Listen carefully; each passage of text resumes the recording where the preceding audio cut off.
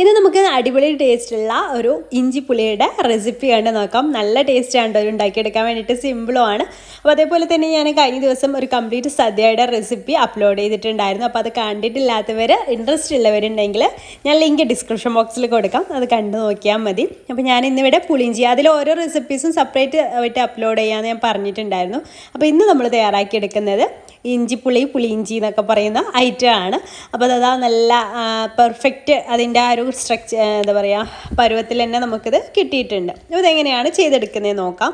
അപ്പോൾ അതിന് വേണ്ടിയിട്ട് ആദ്യം പുളി വെള്ളത്തിലിട്ട് വെക്കണം. ഞാൻ വലിയൊരു നാരങ്ങ വലുപ്പത്തിൽ പുളി കുറച്ച് വെള്ളത്തിലൊന്ന് സോക്ക് ചെയ്യാൻ വേണ്ടിയിട്ട് വെച്ചിട്ടുണ്ട്.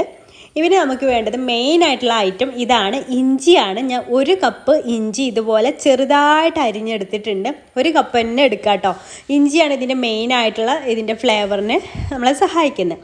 പിന്നെ ഒരു ചട്ടി എടുത്തിട്ട് അതിലേക്ക് ഒരു 3 ടേബിൾ സ്പൂൺ വെളിച്ചെണ്ണ ഒഴിച്ച് കൊടുത്ത്, വെളിച്ചെണ്ണ ചൂടായതിനു ശേഷം ഒരു 1/2 ടീസ്പൂൺ കടുകും 1/4 ടീസ്പൂൺ ഉലുവയും ചേർത്ത് കൊടുത്തിട്ടുണ്ട്.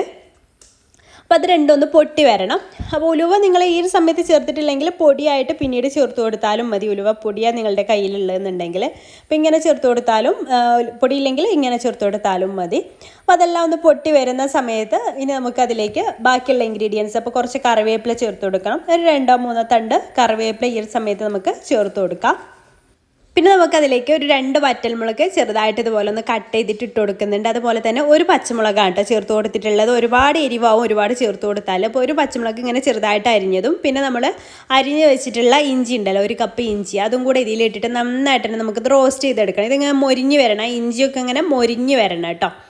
അപ്പോൾ ഇത് നല്ലോണം തന്നെ മൊരിഞ്ഞ് വന്നിട്ടുണ്ട്. ഇനി ഈ ഒരു സമയത്ത് നമുക്കതിലേക്ക് പൊടികളൊക്കെ ഒന്ന് ചേർത്ത് കൊടുക്കാം. അപ്പോൾ ആദ്യം ഞാൻ മുളക് പൊടിയാണ് ചേർത്ത് കൊടുക്കുന്നത്.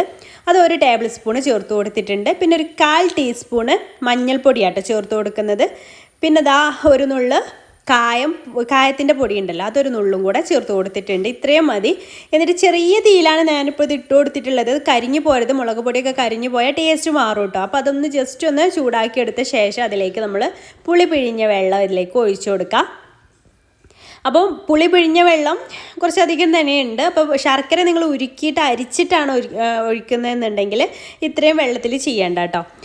ശർക്കരയുടെ വെള്ളം കൂടെ വരുമ്പോൾ ഒരുപാട് സമയം നമ്മൾ ഇതിങ്ങനെ തിളപ്പിച്ച് കുറുക്കേണ്ടി വരും. അതാണ് ഞാൻ പറഞ്ഞത്. ഞാനിതിലേക്ക് ശർക്കര പൊടിച്ചിട്ടാണ് കേട്ടോ ചേർക്കുന്നത്.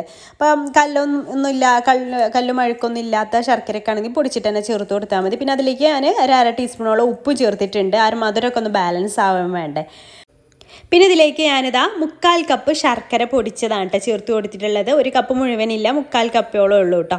അതിലേക്ക് ചേർത്ത് കൊടുത്തിട്ടുണ്ട്. എന്നിട്ട് അതെല്ലാം ശർക്കരയൊക്കെ ഉരുകി ഇത് നന്നായിട്ട് തന്നെ തിളച്ച് അതൊന്ന് വറ്റി വരണം. കുറച്ച് സമയം വെച്ചിട്ട് നന്നായിട്ട് തിളപ്പിച്ചെടുത്ത്, ഇത് അടച്ചു വെക്കുകയൊന്നും വേണ്ട, ഇങ്ങനെ തുറന്ന് വെച്ചിട്ട് തന്നെ വറ്റിച്ചെടുത്താൽ മതി.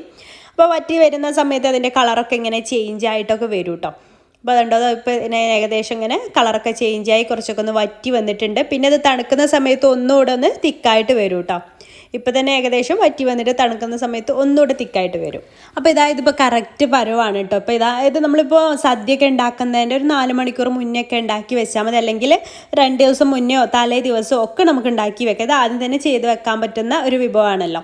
അപ്പോൾ അത് ആദ്യം തന്നെ ചെയ്ത് വെക്കാം. അപ്പോൾ ഒന്നുകൂടെ ടേസ്റ്റി ആയിരിക്കും. അതുപോലെ കളറൊക്കെ ഒന്നുകൂടെ ഡാർക്കായിട്ട് വരും തണുക്കുന്ന സമയത്ത്. ഇപ്പോൾ ഇതൊരു 3-4 മണിക്കൂറിന് ശേഷമാണ് ഞാൻ എടുക്കുന്നത്. കണ്ടോ, നല്ല തിക്കായിട്ട് വന്നിട്ട് നമ്മൾ ഓഫ് ചെയ്തതിലേറെ കുറച്ചുകൂടെ ഒന്ന് തിക്കായിട്ട് വന്നിട്ട് നല്ല കറക്റ്റ് കൺസിസ്റ്റൻസി ആയിട്ടാണ് നമുക്ക് കിട്ടിയിട്ടുണ്ട്.